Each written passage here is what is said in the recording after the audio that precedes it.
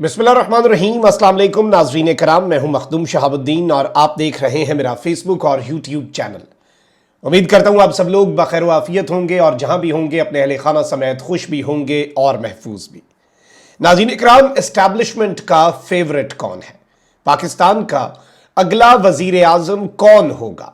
इस हवाले से एक जानिब तो बहुत सी थ्योरीज हैं, बहुत कुछ दुबई प्लान के हवाले से भी सामने आ चुका है और बहुत सी चीजें ऐसी हैं जिनमें यह सांझे की हंडिया बीच चौराहे फूटने जा रही है या फिर फूट चुकी है। यह कहना गलत नहीं होगा, क्योंकि अगला वजीर आजम कौन होगा और इस वक्त ताकतवर हलकों का फेवरेट कौन है, इस हवाले से जवाब तो आ चुका है, लेकिन किस तरह से सूरत हाल यहीं से खराब होती है और ये जो चॉइस है ये किस तरह से नून लीग और पीपल्स पार्टी, और मैं निगरान वजीर आजम की बात नहीं कर रहा, मैं बात कर रहा हूं जो अगले इंतखाबात के बाद next tenure for the next 5 years, ये चॉइस जो है ये किस तरह से नून लीग को भी एंटी एस्टैब्लिशमेंट बना देगी और ये चॉइस किस तरह से पीपल्स पार्टी को भी एंटी एस्टैब्लिशमेंट बना देगी।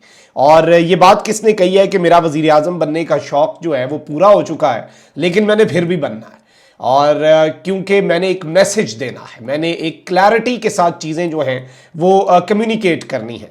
और यही वो नुक्ता है, यही वो जिद है जिसने मामलात को टॉप लेवल पर बहुत ज़्यादा बिगाड़ा है। लड़ाई शुरू हो चुकी है, पीडीएम इत्तेहाद तितर बितर होने का वक्त हो चुका है और अगर ये कहा जाए कि पीडीएम इत्तेहाद जो है उसके बखिए उधड़ चुके हैं और अब बस बिखरने बाकी हैं, तो ये कहना गलत नहीं होगा। और ये इतना इंपॉर्टेंट भी नहीं है, ये इत्तेहाद जो है वो मैं आपको बता दूं कि इसने तो टूटना ही था, ये कोई अचंभे की बात नहीं है। इसमें कुछ ऐसी चीज़ें नहीं है कि हम सरप्राइज हो जाएं। अलबत्ता वो जो एक पेज है, वो जो एक सफ़ा है, वो एक सफ़ा फिलहाल इस हुकूमत के साथ है। वो एक पेज, जिस एक पेज की बड़ी बाज़गश्त होती थी, बड़ा चर्चा होता था इमरान खान साहब के दौर के अंदर, आपको याद होगा।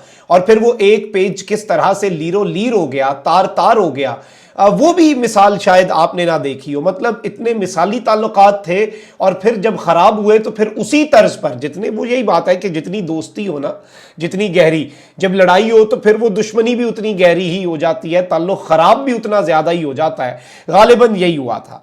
अब ये जो नई नई दोस्ती है, इस वक्त जो सूरत हाल है, इस सब के अंदर एक तो दुबई में मीटिंग्स हुई और दुबई में मीटिंग्स जो है उनके हवाले से ये परसेप्शन दी जा रही थी कि जी पीपल्स पार्टी जो है उसे ठेंगा करा दिया गया है और बिलावल भुट्टो जरदारी साहब जो है उनकी सीवी जो है उसे होल्ड पे डाल दिया गया है। यानी बिलावल साहब की जो सीवी उनके वालिद ग्रामी आसिफ अली जरदारी साहब ने जमा करवाई हुई थी, वो सीवी रिजेक्ट नहीं हुई, बल्कि वो सीवी जो है वो होल्ड पे डाल दी गई है। वो सीवी जो है उसे कहा गया कि ही नीड्स मोर टाइम।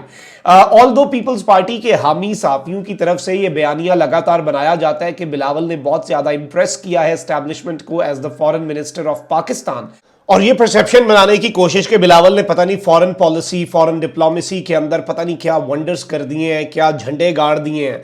और ये परसेप्शन भी कि जी बिलावल साहब के जो जहाज़ है उसके टायर ज़मीन पे नहीं लगते और बिलावल की आनियाँ ऑल्दो, और बिलावल साहब के वाले से ये चीज़ भी सामने आई थी कि गुज़िश्ता एस्टैब्लिशमेंट जो है, अगर जनरल बाजवा साहब की स्पेसिफिकली बात कर ली जाए तो गुज़श्ता एस्टैब्लिशमेंट के जो सरकर्दा थे जनरल बाजवा, वो बिलावल साहब को बहुत पसंद फरमाते थे। And the only politician who had the facility कि वो डायरेक्टली अनइंटरप्टेड COAS के साथ, आर्मी चीफ के साथ राब्ते में थे, वो भी बिलावल भुट्टो जरदारी थे।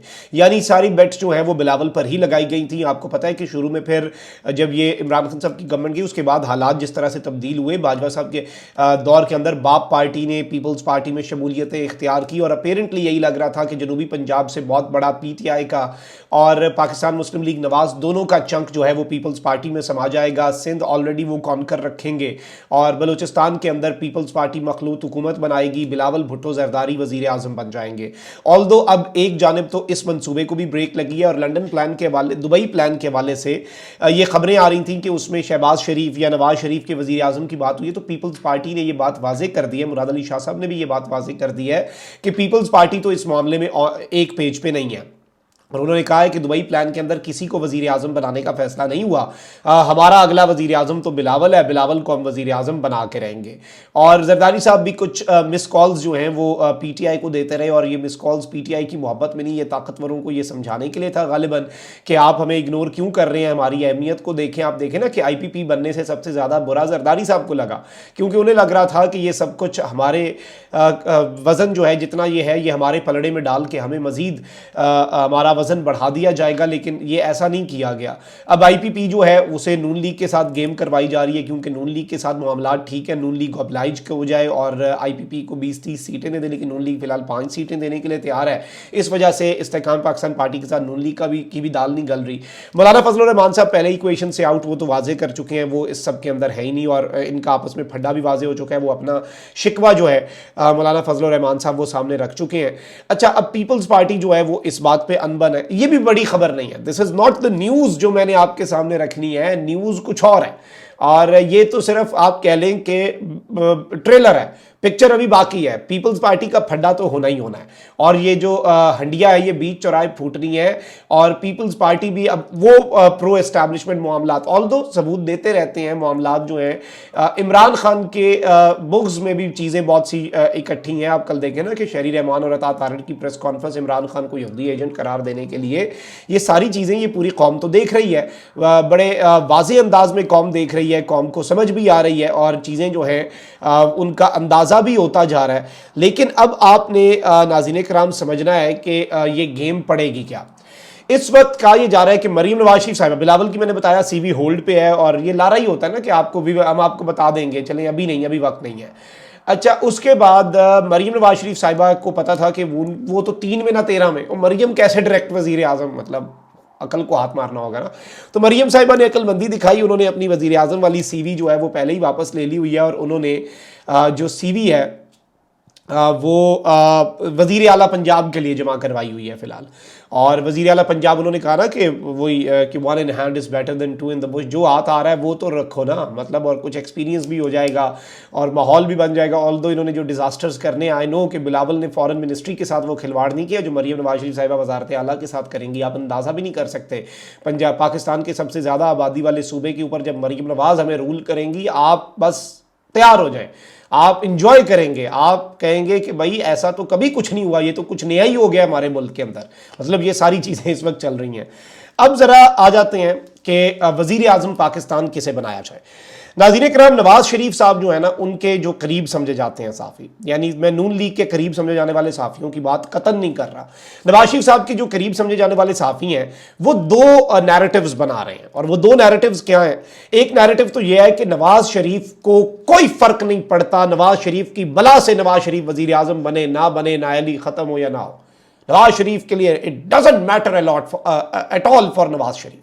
लेकिन दूसरी जानिब पाकिस्तान नीड्स नवाज शरीफ, नवाज शरीफ के बगैर मामला ठीक नहीं होंगे, नवाज शरीफ आएगा तो मामला ठीक होंगे, नवाज शरीफ आएगा तो चीज़ों को वो ठीक करेगा, उसके अलावा कोई हल नहीं है। ये परसेप्शन भी और ये नैरेटिव भी बिल्डअप करने की कोशिश की जा रही है, यहाँ तक कि पाकिस्तान की रियासत को नवाज शरीफ की ज़रूरत है, रियासत नवाज शरीफ को लेके आए और नवाज। अच्छा, इसके अलावा एक और नैरेटिव भी बिल्ड हो रहा है, और वो जो है वो असल है, वो दिल की ख्वाहिशें हैं जो जुबान पर आ रही हैं। अच्छा, वो नैरेटिव क्या है? वो नैरेटिव ये है कि नवाज शरीफ साहब जो हैं वो एक क्लियर स्टेटमेंट देना चाहते हैं कि हुक्मरानी जो है इस मुल्क के अंदर वो अवाम की है, और जो हाकमियत है वो भी अवाम की है, और सिविलियन सुपरमेसी जो है ना, और सिविलियन बालादस्ती, उसके लिए बेसिकली इमरान खान साहब जो है उनके खिलाफ अब उस नैरेटिव को बेसिकली नवाज शरीफ साहब दोबारा जिंदा करना चाहते हैं और स्कोर सेटल करना चाहते हैं कि इस तरह से आप निकाल देते हैं ना, तो अब मैं चौथी मरतबा जिद में और अवाम की खातिर और सिविलियन सुपरमेसी की खातिर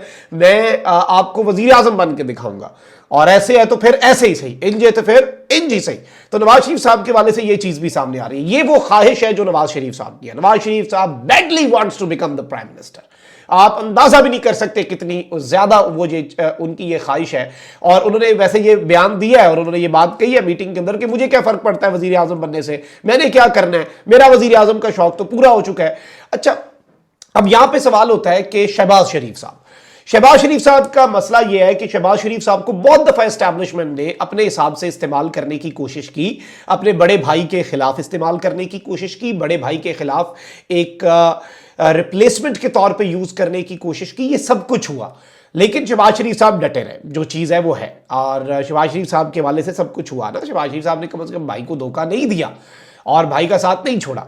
लेकिन अब बात यह है कि उस वक्त तक पता ही नहीं था ना, एक वो जायका जुबान को लगा ही नहीं था, लहू मुंह लगा ही नहीं था, उस वक्त तक शेरवानी पहनी नहीं थी, उस वक्त तक पता ही नहीं था, अंदाजा ही नहीं था कि वजीर आला के और वजीर आजम के टशन में कितना फर्क होता है, मतलब जमीन आसमान का फर्क होता है। और उस वक्त तक तो इन चीज़ों के मज़े ही नहीं लिए थे।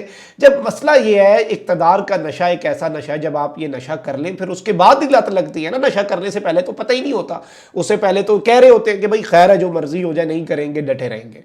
अब शहबाज शरीफ साहब जो है उनके साथ वर्किंग रिलेशन बड़े अच्छे हैं। शहबाज शरीफ साहब जो है वो सबसे आइडियल कैंडिडेट है, इससे अच्छा कैंडिडेट मिल ही नहीं सकता। बाजवा साहब ने कहा था ना कि शहबाज शरीफ जो है वजीर आजम है और मैं इसके सामने जाके आधा घंटा इसकी बेइज्जती करता रहा और कहता रहा तुम्हारा बेटा नाकाम तरीन निखट्टू तरीन वजीर आला है, और शहबाज शरीफ सर नीचे दे के सुनता रहा। मतलब फिर जब इस तरह का बॉस मिल जाए किसी को भी जो आपका टेक्निकली आपका बॉस हो, आपने उसे रिपोर्ट करना और वो आपकी ऐसे बातें सुनता हो, तो कितनी आइडियल सिचुएशन हो सकती है, कितना अच्छा मामला है किसी भी शख्स के लिए ना। तो शहबाज शरीफ साहब जो हैं वो इस वक्त कंसिडर किए जा रहे हैं सबसे आइडियल कैंडिडेट के तौर पे, और नवाज शरीफ साहब जो है उनके रास्ते में शायद कुछ टेक्निकल रुकावटें खड़ी कर दी जाएं। इनके अंदर शहबाज शरीफ साहब जो है उनकी गेम के भी एक्सपेक्टेशंस हैं। अब यहाँ पर बहुत से साथियों ने ये आप कह लें कि नकारा बजा दिया है जंग का। मैं ये पीडीएम के तितर बितर होने का तो वक्त आ चुका है। नून लीग जो है वो फिर से एंटी एस्टैब्लिशमेंट जाके अलग नहीं होना, नून लीग दोबारा से एंटी एस्टैब्लिशमेंट जाके फिर से नून लीग जो है वो एंटी एस्टैब्लिशमेंट अपना जो रुख है वो इख्तियार करके शहबाज शरीफ साहब जो हैं उनकी मुश्किलात में इजाफा करे, और नून लीग जो है वो दोबारा फौज और एस्टैब्लिशमेंट के खिलाफ अपना महाज खोल ले, एक सफ़ा जो है उसे लीरो लीर कर दे। वही बात है ना कि मैं नहीं तो कोई नहीं। तो नवाज शरीफ साहब की वजारत उज़्मा की जो ख्वाहिश है, अभी तक उस ख्वाहिश के ऊपर वो स्टैंप लगी नहीं है जिस स्टैंप के बाद मामलात और फाइल अप्रूव होती है। ऑल्दो नवाज शरीफ साहब ने हर चीज़ का सौदा किया, दुबई में बैठ के उन्होंने एक एक चीज का सौदा। नवाज शरीफ एक रोबोट की सूरत आएगा, वापस आएगा, तो मतलब ये नवाज शरीफ तो पहले कुछ ना कुछ आज़ादी होती थी, अब तो शायद उन्हें छींक मारने की भी आज़ादी नहीं होगी पाकिस्तान के सियासी मामलात में। इस सब के बावजूद क्या इतने बुरे हैं नवाज शरीफ साहब? वो भी तो सोचते हैं ना कि मैं इतना बुरा, मतलब इतना सब कुछ करने के बावजूद सिर्फ। और इसमें एक और भी है कि नवाज शरीफ साहब के हवाले से ये भी खदशा है कुछ लोगों को कि अगर वो ड्राइविंग सीट पे आ गए तो वो फिर जनरल बाजवा और इस तरह के जो लोग हैं जिनके साथ अंदर खाते उन्हें फड्डा, ऑल्दो बाजवा साहब ने नवाज शरीफ साहब को यूज़ किया और नवाज शरीफ साहब ने बाजवा साहब को यूज़ किया और अपने मफादात की खातिर ये इकट्ठे हो गए, लेकिन अंदर से तो ये दूसरे के दुश्मनी है ना। बाजवा साहब ने जो नवाज शरीफ साहब के साथ किया, और नवाज शरीफ साहब का अजली वैर तो बाजवा साहब के साथ ही था, तो नवाज शरीफ साहब उनके खिलाफ भी कुछ कर सकते हैं और ये भी खदशात हैं। तो अभी तक यही खबर है कि शहबाज शरीफ साहब is the favourite right now as of we speak, और मामला जो हैं वो बड़े अजीब से भी हो जाएंगे आगे चल के। अपना बहुत ख्याल रखें। अल्लाह ने के बाद पाकिस्तान जिंदाबाद।